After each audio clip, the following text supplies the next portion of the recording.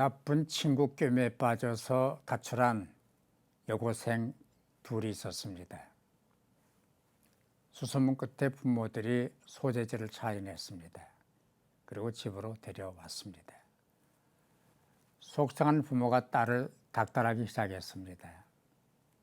넌 도대체 누굴 닮았니? 누구 죽는 꼴을 보고 싶으냐? 너 죽고 나 죽자. 넌 내 자식이 아니다. 부모 얼굴에 똥칠하고 무슨 낯짝으로 사느냐. 차라리 나가 죽어라.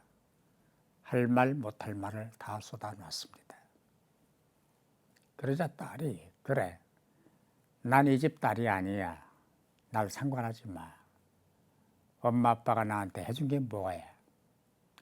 날 내버려 두란 말이야.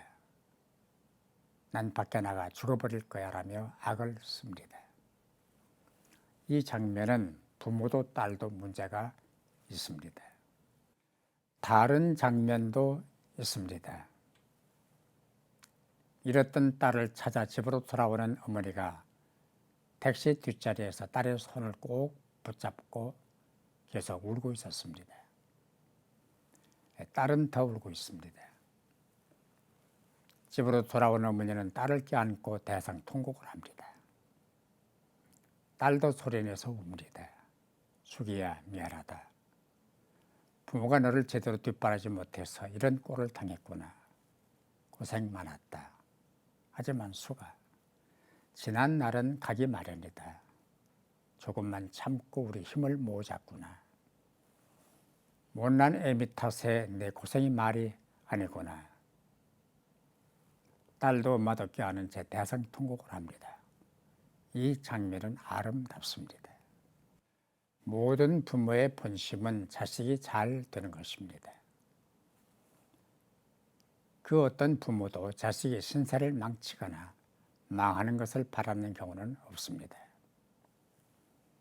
그런 부모의 본심을 이해하는 자식은 절대로 빗나가거나 불효자가 될 수 없습니다. 하나님의 본심이 뭡니까? 하나님의 택한 나라가 멸망당하거나 택한 백성이 고통 속에서 지내는 것이 아닙니다.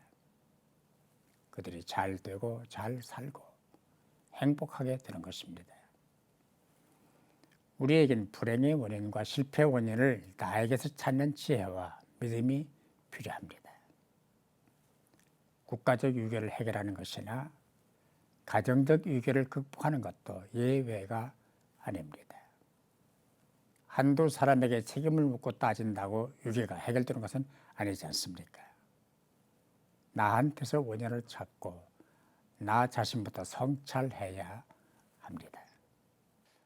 어떤 신문 가심란에 실린 기사가 생각이 납니다. 어느 날 저녁 고급 룸살롱에서 술을 마시던 패거리들이 있었습니다.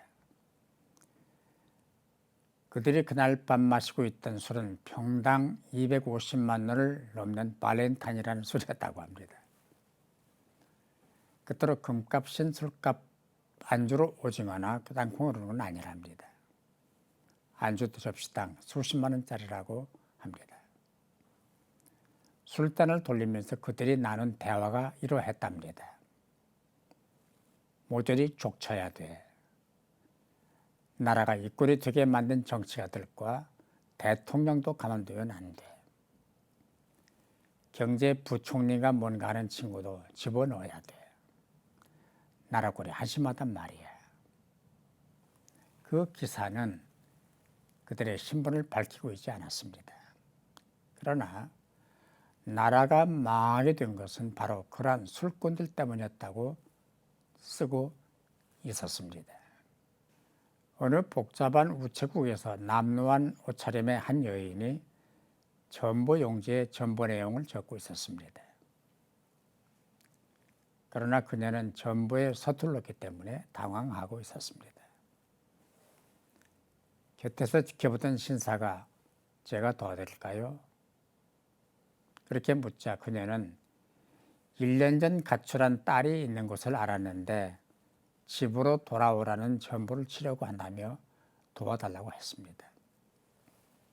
물었습니다. 뭐라고 쓸까요? 그러자 그 어머니는 집으로 돌아오거라.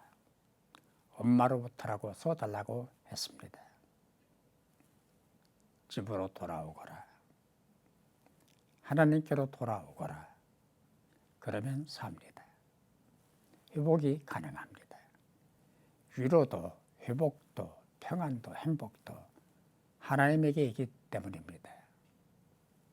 하나님께로 돌아오거라.